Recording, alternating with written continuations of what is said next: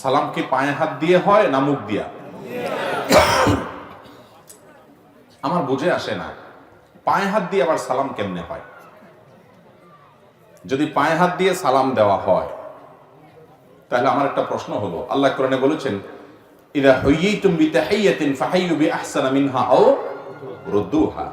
যদি তোমাদেরকে তাহিয়া পেশ করা হয়, অর্থাৎ কেউ অভিবাদন পেশ করে, সালাম পেশ করে, তাহলে সে যে ভাষায় সালাম পেশ করেছে তুমি তার চাইতে আরো 1 ডিগ্রি আগ বেড়ে সালামের জবাব দিবা। অর্থাৎ সালাম সে যদি বলে আসসালামু আলাইকুম, জবাব বলতে হবে কি ওয়ালাইকুম আসসালাম ওয়া রাহমাতুল্লাহ। সেটা আসসালামু আলাইকুম বন্ধ থামছে, আপনি আরো 1 ডিগ্রি বাড়ায় জবাব দিবেন। এটাই সৌজন্যতা। ইসলাম শিখায় যে তিনি আপনাকে যা দিয়েছেন আপনি তার চেয়ে আরো বাড়িয়ে দেন, ঠিক না?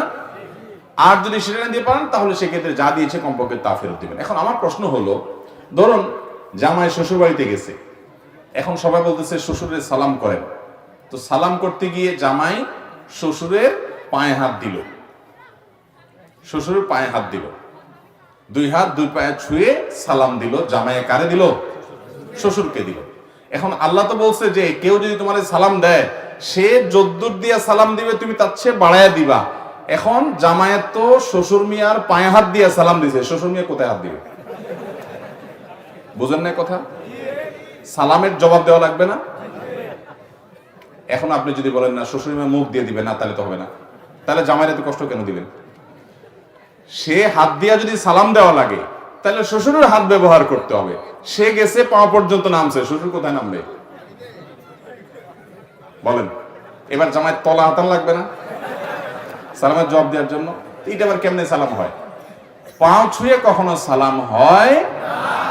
আল্লাহ তাআলা কোরআনে কারীমে সালাম সম্পর্কে বলেছেন ওয়া তাহিয়াতুহুম ফিহা সালাম। জান্নাতীদের অভিবাদন হবে কি?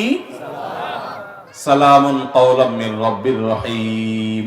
রব্বির রহিমের পক্ষ থেকে সালাম। এটা মুখে উচ্চারিত জিনিস।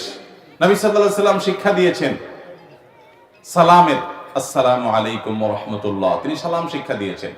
অতএব এই পা ছুঁয়ে কখনো কি হয় না? সালাম হয় না। বিধায় এটা সালামের কোনো সঠিক পদ্ধতি না। সালাম হবে মুখে এবং সেটাই হলো সুন্নাহ সম্মত।